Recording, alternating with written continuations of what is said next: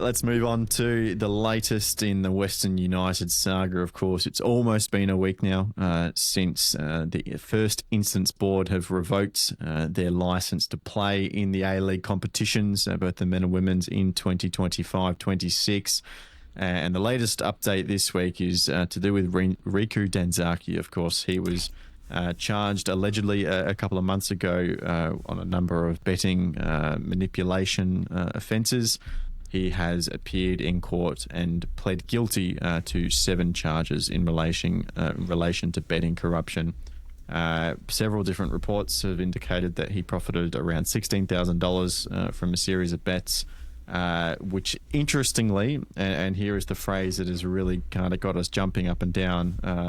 Sorry, I shouldn't say that's the wrong thing to say, but it really perked our interest. The lawyer for his defence is quoted as saying that the offences took place during a time where the club was not paying their players on time. Now, we know that has happened 3 out of the last 4 months for Western United, or 3 out of the last 5, I think is correct.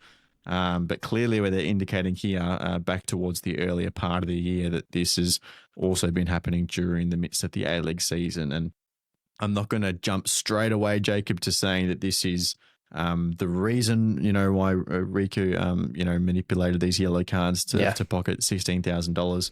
But that is clearly part of their defence here. Yeah, it's an extenuating factor for sure. If it's not necessarily the whole reason, it definitely plays a part in it. But I also think it wouldn't have too much weight in his defence anyway, being that the tests typically used are these objective reasonable person tests. Would a reasonable person in that position understand what they're doing? And yeah, it's okay, they're not being paid on time, but that doesn't really kind of excuse engaging in betting manipulation. But no, I think the big takeaway here is obviously that he's pled guilty. And this is where, the intricacies of the legal system come into play, because when somebody pleads guilty, doesn't mean that they're admitting necessarily to the entire thing. A lot of the time, a guilty plea is done in conjunction with some sort of deal that they've cut with the prosecutors. And by a few reports that I've read, it seems to suggest that he will be avoiding jail time by pleading guilty. And I think this carried up to 10 years in prison with what he was charged with. So, it kind of makes sense if he's in a position where he feels like he's not going to, succeed in whatever defense he might present.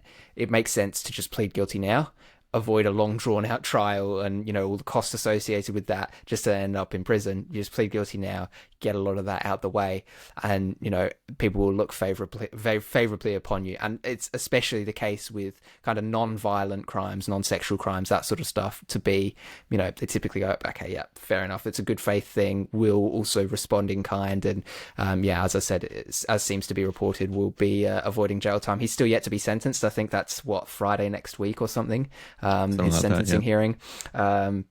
So it'll be interesting to see what's handed out. But I was also reading that, there's a belief that, he kind of understands the gravity of what he's done, and just wants to get out of the country and start fresh.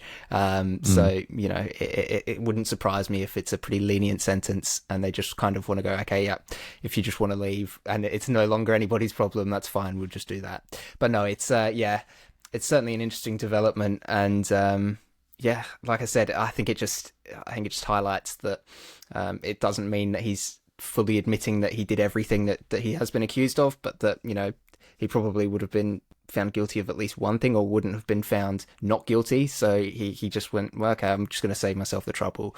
It's nothing too major. And I think just above anything else, it's disappointing that he found himself in a position where he felt he had to do that, right?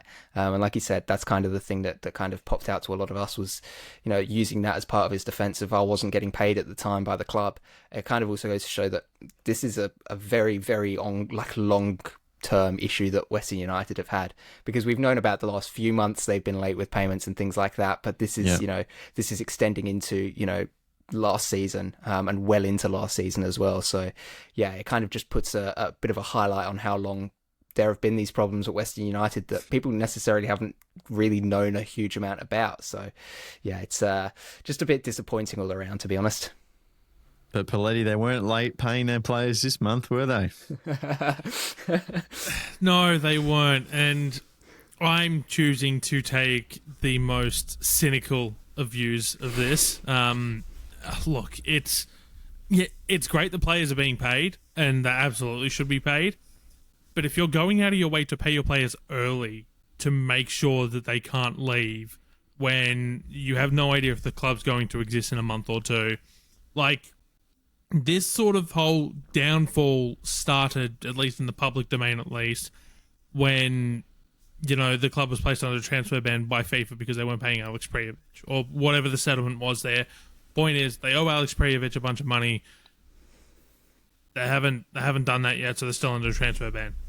If they can come up with the money to pay their players early whilst they're millions of dollars in debt, how are they not able to come up with the money to deal with the Prijovic situation so that they're never under a transfer ban?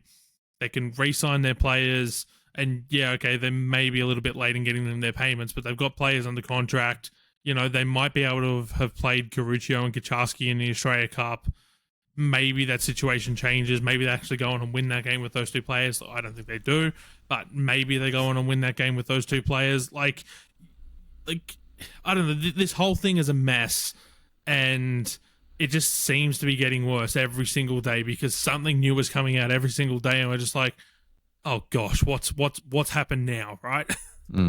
So there's only a few people that can know the truth about why these kind of debts weren't paid, and whatever the situation, I'm sure they don't want it out in the public sphere. But I've always been a big believer that if it looks like a duck and it quacks like a duck, it's a duck. And the fact is that this kind of new ownership has been mooted for a couple of months now. And that we know that the current owners, the name is not coming to me off the top of my head, but one of the WMG Group. Sarasis.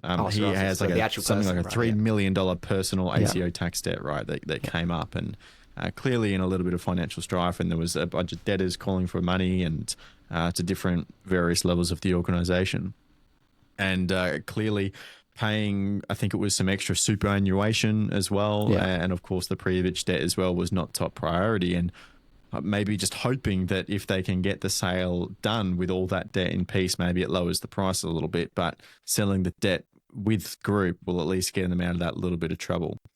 And obviously the ownership, the sale of the club and the wider West Melbourne group has dragged on. And all of a sudden they're going literally, I think the next 40 hours is the deadline for the appeal. And we understand it will take about a week maximum for that verdict to be handed down. You're almost at a point where you don't have a club to sell. And if you don't pay these debts and you can't prove enough financial health to at least pass the bar to have your A-League license, then all of a sudden the sale price of this West Melbourne group as a whole is going to drop fairly significantly, and probably by a lot more than the money that you're owed.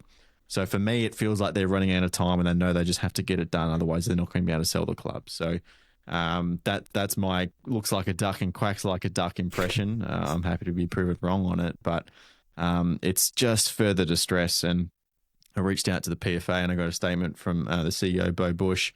They say, quote, "In the face of the most difficult of circumstances, the leadership and professionalism shown by the players and staff at Western United has been extraordinary. Despite months of uncertainty and the recent withdrawal of the club's A-League licence by Football Australia, the impact on the players continues to deepen.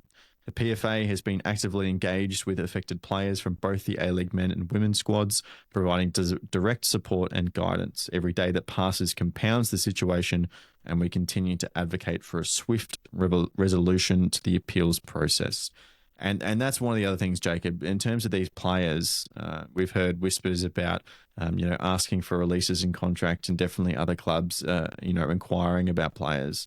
Every day that goes on is another day that all these other clubs are recruiting other players. And if it gets too late in this window and there are not enough spots left, there are going to be some really quality talents and potential players for the future in Australian football that just won't have a professional opportunity this A-League season. And that's the big kicker, right? Is that's kind of why the PFA at the end there call for a swift resolution to the appeals process, because they understand better than anyone that this is not going to leave a lot of time for anybody to figure things out for next season, regardless of the result. Whether it's Western United can keep their license, but all of a sudden they need to scrounge together, 5 or 6 players to fill out their squad or whatever, while other teams are also trying to sign those same players, or they don't have the license. Other teams are already signing other players, and then the players on that Western United squad have nowhere to go.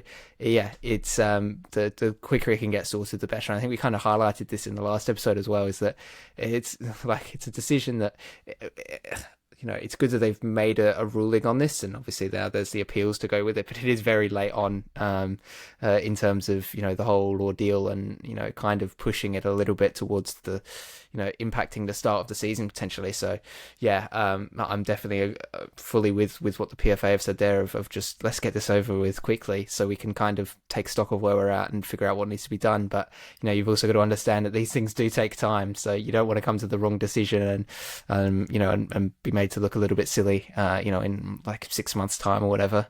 So yeah, it's a difficult one, kind of a tough line to walk, but I'm just fingers crossed that whatever happens is ultimately the best decision, and that the players and stuff aren't too badly impacted by everything. Yeah, I can confirm as well that the players at Western United are considered contracted as normal until the end of any such appeals process. So we're kind of looking at the end of next week, as we say, to get certainty on whether Western United will be playing A-League football this season or not. And until that verdict is handed down, these players are locked into their contracts. So nervous days until they find out what they're going to do with their year, Pleads. Yeah. Look, the situation as a whole, as we've said, is not great. I mean, I don't know. I'm starting to get more and more, I don't know if weary's the right word of this situation, but like it's just like really just starting to take its toll. As I said, like every bit of day going past, new news is coming out, right? And like this is a club that, look, you can argue whether they should have been given the license or not in the first place, right? But they've done nearly everything right since they've come in. Whether you agree, have they? Stadium. Look, they've built a stadium. Okay, they built a training facility. It's a stadium that they play football out of that has permanent. Okay, look, it's a training ground, but it's still a home ground. It is a lot better than what they own it, right? They, there's nothing that any other team in the league can say. They own that ground, whether it's a training ground, whether it's own some teams do own their training facilities, which is what Western have. Western just have no other options to play but out other of. teams don't play out of there. That's okay. Yeah, but that's a terrible argument. Okay, all right, whatever. But they've done okay, fine. I'll relent a little bit on that. They've done mostly everything right since they've come in. They've tried to build a community connection. Yeah, okay, they've played at like 7 different home grounds, which probably hasn't helped the situation. But like when they brought their women's team in, they based them out of one ground. They've really built that community connection. They should have hosted that grand final against Sydney FC, and if that's being played in Melbourne as opposed to being played in Sydney, maybe the result changes, because that was the ill-fated grand final deal year. It was off the back of the men winning their grand final the year prior, which was in Melbourne. So, back-to-back grand finals for the club, or back-to-back grand final victories for the club, could have, really been the start of something special there. And for circumstances beyond their control, they didn't happen, and we've sort of seen the club float in and out between. Like, both sides have had a modicum of success, depending on what your definition of success is.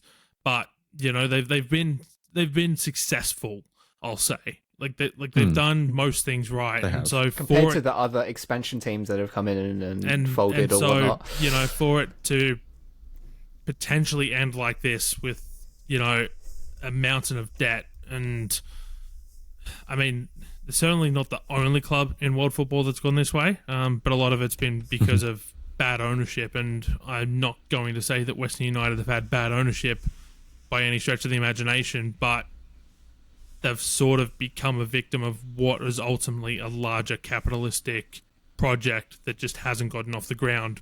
And, you know, like, it's hard to say that maybe the situation doesn't happen if COVID doesn't happen and costs skyrocket and balloon and everything like that, and just not to get into, you know, that side of a discussion and, you know, capitalism as a whole and where it stands.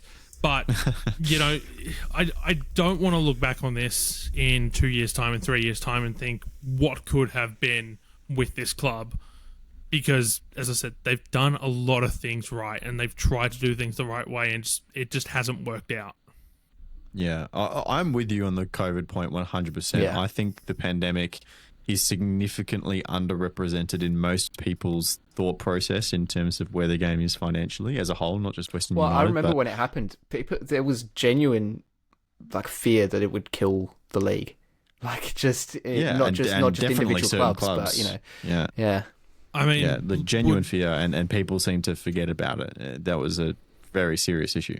I mean, we'd be coming up to, or would last season have been the final year of that $300 million Fox Sports deal? Like, that Foxtel found a way out of because of COVID, right? Like, imagine where the game is if they were still getting $60 million a year in the broadcast rights. Yeah. What a world.